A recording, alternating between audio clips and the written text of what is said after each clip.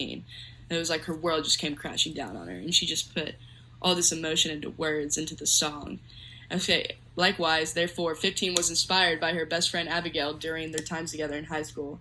The song begins with the lyrics, "You take a deep breath and you walk through the doors. It's the morning of your very first day. You say hi to your friends you ain't seen in a while. Try and stay out of everybody's way."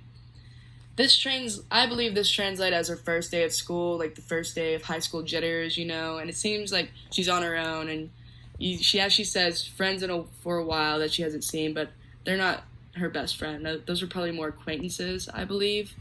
But eventually it transitions into the connection with Abigail and how they instantly became best friends because they believed they were different and okay with not being a part of a clique. Hence the lyrics I have.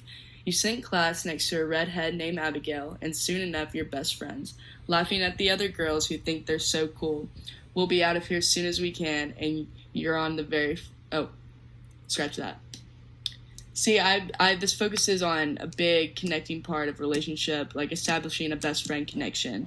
But they have this, they get boyfriends, and then it leads into, heartbreak.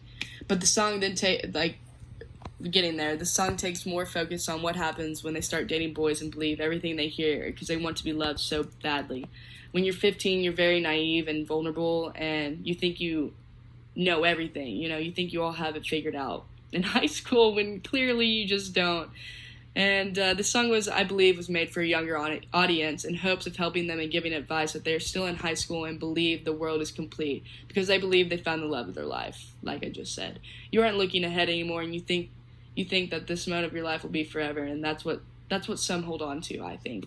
It's the feeling of being wanted or desired, and that's all that you have, Here's some lyrics that I believe go along with this. When all you wanted was to be wanted, wish you could go back and tell yourself what you know now.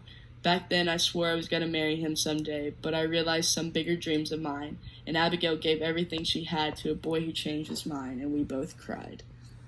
I think that's very powerful. I think there's a big spotlight on younger audiences with this song, but it also gives, a reminisce of, older women reminiscing in the past and thinking like, God, like the song just hits, I wish I would have known that, And one of my favorite lyrics of mine is, but in your life you'll do things greater than dating a boy on the football team, but I didn't know that at 15, because at the time in this age you believe like the biggest accomplishment was dating a quarterback in the high school or a basketball player or just being on the cheerleader team. You think that's one of your biggest accomplishments in life, but really high school is just a bunch of bull.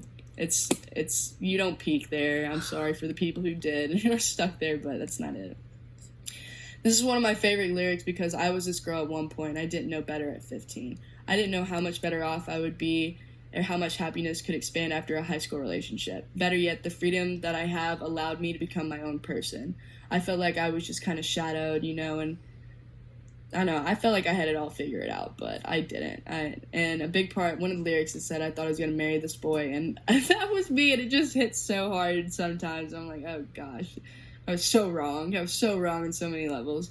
But I believe the overall message of the song is it shows the triumphs of high school dealing with girls and boys, but also not letting a boy in your life decide your value, and that you should dream big of the future and not settle in the now. But yeah, that was my take on 15. I hope you enjoyed, and I'll see you next week. Thanks for watching.